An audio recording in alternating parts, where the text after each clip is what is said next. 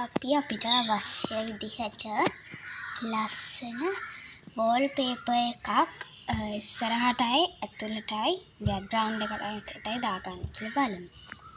මුලින්ම අපි වින්ඩෝස් එකට ගිහිල්ලා නැත්නම් බලන්න මෙතන බටන් එකේ වින්ඩෝස් එකට යන්නත් පුළුවන්.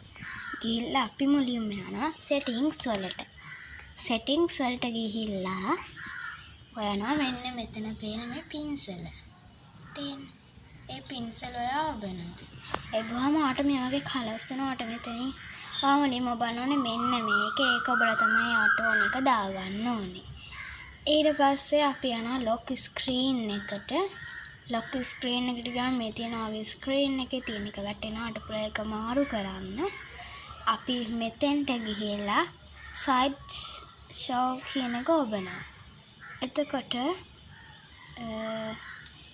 ඒකේ මෙන්න මේක තමයි ඔබන්න ඕනේ. දැන් මෙතන වෙන එකක් තමයි තියෙන්නේ. 3ක් තියෙනවා. Windows එකයි picture එකයි මෙන්න මේකයි. අපි ඔබන්න ඕනේ මෙන්න මේක.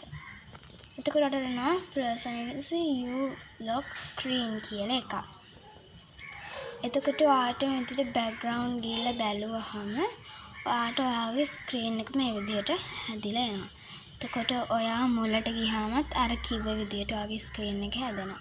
එහෙම ආවේ නැත්නම් ඔයාට පුළුවන් මෙන්න ඇඟිලි 4න් මේ උඩට යවනකොට ඔයාට මෙන්න මේ වගේ එකක් එනවනේ. එතකොට ඔයාට පුළුවන් අන්නේ එතකොට ඔයාලා දාපු එක තමයි වැටලා තියෙන්නේ. ඒක ඔයාට